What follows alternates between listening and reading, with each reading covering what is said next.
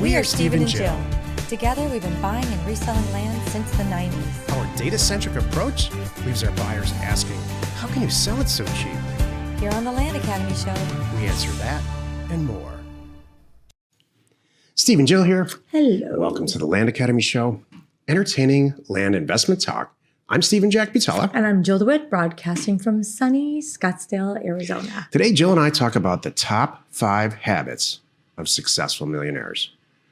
Recently, Credit Suisse, last year in 2020, did a pretty extensive survey. We were not included. Who did this? Credit Suisse. Ah, thank you. Of 10,000 voluntary Like, millionaires. You're so adamant. Credit Suisse. Okay. And Are they a bank? yeah, it's like they're it a a bank? full bank, like an investment Credit. bank and all of that. Okay, all right. Before Are we they get into American millionaires or are they just European millionaires? they're all American. Oh, okay. I just have some questions. I'm curious. Thank you. Before we get in, there's 20 million millionaires in the country, in this country. And there's a lot less multimillionaires. I don't know the exact number, but it's dramatically less. So it's just if you have 1 million, you're a millionaire. Yeah, and it's There's a a net lot of worth thing. people. It's a net worth. So it could be stock. It could most houses are Your worth- retirement. you have equity and your house is more than $1 million. So That's true. That's all of Southern California. yeah. They didn't start out that way, but they are there now. Before we get into it, there's a show coming up later this Jack Thursday. Well, I'm going to talk all about California. Oh, goody. I can't wait for that one. I will have a helmet on. No kidding. Thursday's becoming I think I am going to go put my helmet on. Thursday's for just that become. one. We should just call it Jack Rant Thursday. Yeah, pretty You know much. what the problem is? People are emailing me saying, this is my favorite. Sweetie. My favorite podcast is Thursday when you go off on all this stuff. Because they're poking the bear. You think? Yeah. Doesn't take much. Like I never went to my parents and said, I really love when you yell at me. Say renovation. Watch what happens. Before we get into it, let's take a question posted by one of our members on the landinvestors.com online community. It's free. And if you're already a member, please join us on Discord. Danielle wrote, do we need to build a buyer's list if we're going after bigger deals that will be handled by an agent? I'm spending all this money doing Facebook ads, and although they're going to my website and submitting their email, I feel like the majority of these leads are tire kickers. The general inquiry about my marketplace ads is about the ability to camp or put a mobile on the property. So far, it feels like a waste. What was the beginning of the question? I'm sorry. I would build a buyer's list. Yeah, no, I don't think anything of this is bad at all. Why are you looking at me like I'm because nuts? I don't think it's great. I don't necessarily. We have 5 buyers in a very specific area where I buy and sell a ton of property. I have my stuff and Jill has her stuff. But you never know. And I never would go on Facebook and get any of those buyers. No, but get my website send me an email. I feel like those are tire kickers. Yeah, you never know. I don't know. Let me back up. Having a huge email list will never hurt you. Who knows who they're related to? Whatever. I don't know. There's just such good things that could come of that. And they're opting in voluntarily to get on your buyer's list so that when you get a new properties, you can email them. What if you sell one a month that way? Was it worth it? Probably. Yeah. So I don't think it's Jill, just you're crazy. Ours is like really big, and it's not even utilized as well as it could be. But I'm still collecting those emails because they are land people. You know, when you start anything, it just feels like it's so wasteful until you get traction. You know, when we started Land Academy, all we talked about for a year was why sending out mail works, and we fielded. All we would do is field calls from doubters. Like, what are you talking about? Sending out mail with offers? Like, come on, it doesn't work, and it's expensive. Now everybody's convinced it works because it does, and we were just dealing with the details. Mm-hmm. So it's hard. It takes 2 years. This is my personal opinion to get any traction on anything for real. Totally. I'd say 5. Really? Yeah. 5 years, you really start. Well, 5 you should be rolling in it. In 2 years, it's like, okay, this really You're either going to do it or you're going to quit in 2 years. You're going to keep it or you're going to go like, and we're done. Yeah. That actually is kind of along the lines of this topic. Today's topic, the top 5 habits of successful millionaires. This is why you're listening. Please tell us more about this survey. Credit Suisse did a pretty extensive survey of 10,000 U.S. millionaires, self-made millionaires. Self-made in air quotes. I don't know exactly what that means. And they boiled it all down in a summary form. If you Google it, you can go read the whole survey. The top 5 things that they all had in common. And it's none of them surprised me at all. And all of them since I was 12 years old, I have had all these traits. So this stuff doesn't happen on accident. That's too bad. Your poor mother. Number 1. Since 12, I walk around asking her these same questions. Yeah, poor mom. I was and am grossly misunderstood by both of my parents. Yeah, I'm probably a pain in the ass.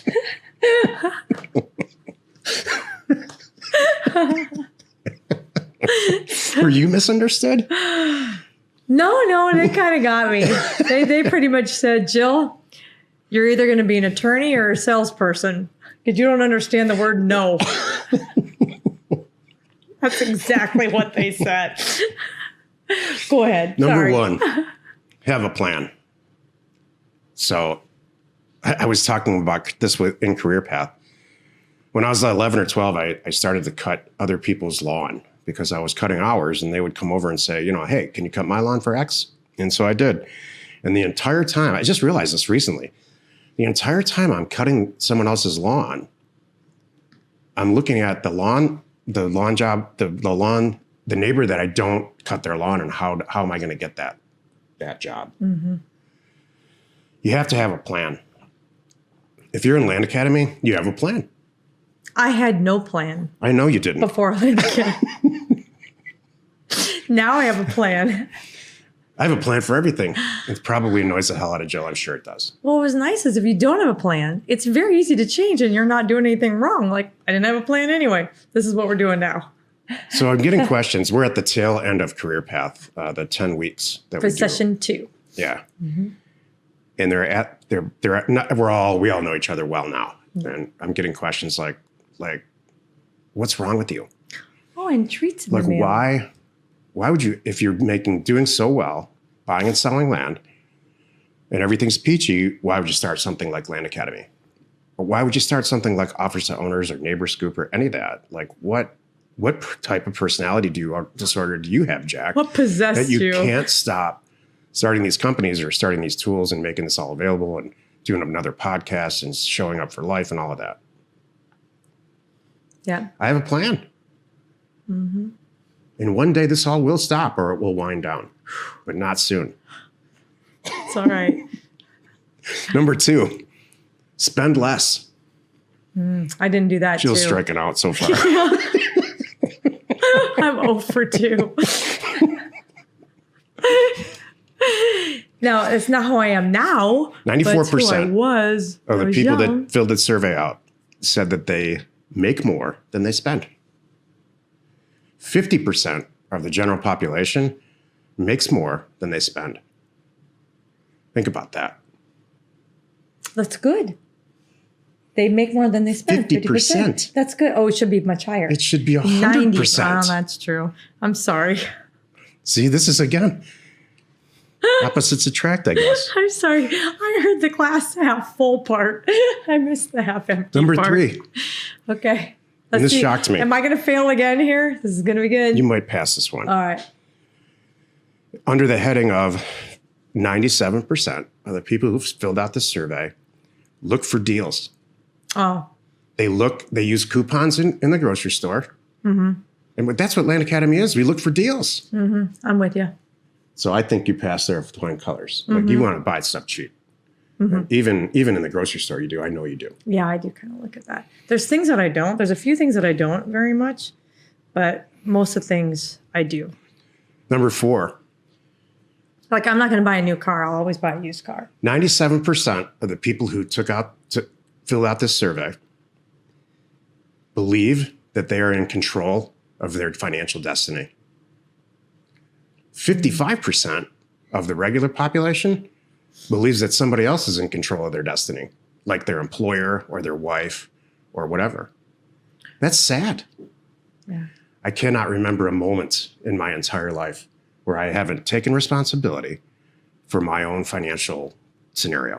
Same here. I've always, that one I pass. Whew. I'm 2 for 2. Thank goodness. And number 5. Number 5 is a deal breaker. I know this is total truth time. I don't know what these are right now. This article is news to me, so I don't even know what number 5 is. So I'm just as excited as you are. Number 5, and both of us fail here, Jill. Oh no! Is they stick to a budget. I haven't had a household budget since I've known you. I have. Oh yeah? No, you know what? I have done that. My dad drilled that into me. Never had a budget. I did. I had a hard time sticking to it, with the money part. And, honestly, I'm probably 3 or 4 out of 5. Because what was that one about spend less than they make? Yeah. Live on less than you make. I did that. It was hard, but having a budget, I learned that a long time ago.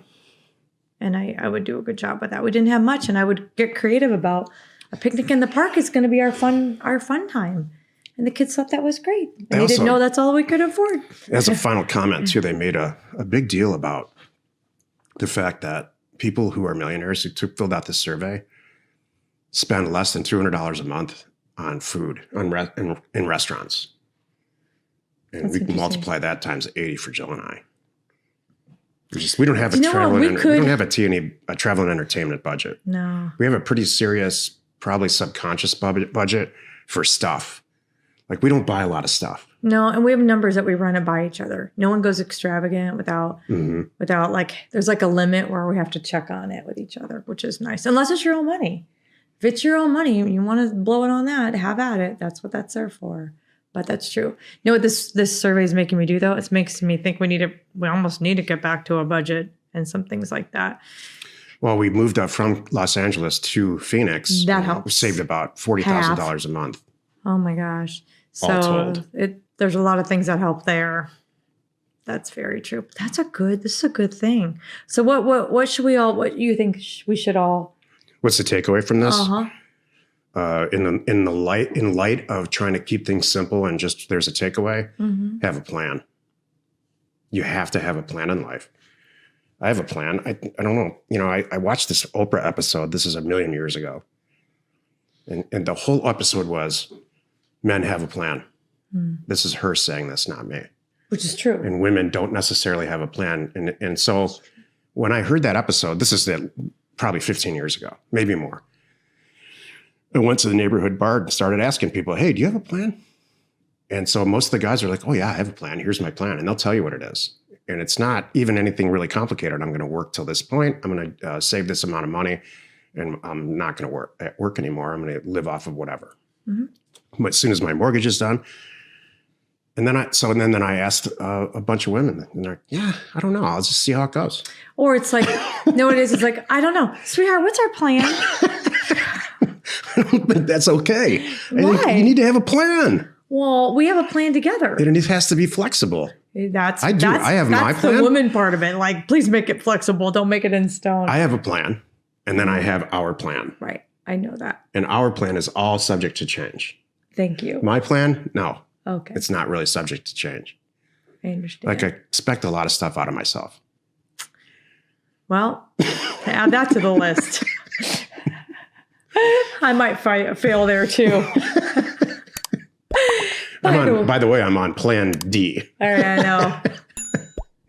That's funny. Happy you could join us today. 5 days a week. You can find us right here on the Land Academy Show. Tomorrow, the episode on the Land Academy Show is called landfunding.com is live. You are not alone in your real estate ambition. Good. So we'll answer all those questions and talk about it then tomorrow. So that will be really good. I am happy with that.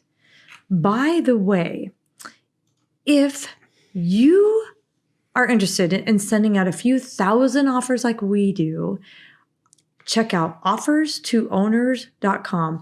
No, I'm going from memory here. No setup fee, free mail merge, exceptional service, concierge pricing, and what was our new thing? Our new pricing, our new, what's it called? Our concierge data consulting. That's it. How am I doing? This is what it's like when we don't have a script. I'm all like these products, trying to remember all this stuff. All these products are in response to requests from Land Academy members. Stuff that you need. If you're struggling in any way, let me paraphrase here. Please do. To get your first mailer out, we have a lot of tools that are going to help you do that. Mm-hmm. We'll do the mailer for you. That's really what concierge data is. Yep. We will literally suggest where to send it. We will give you a suggestion, not a suggestion on pricing, and we'll do the entire and complete mailer for you and get it in the mail. Yep. Oh, thank you for doing that. We are Steve and Jill. Information and inspiration to buy undervalued property.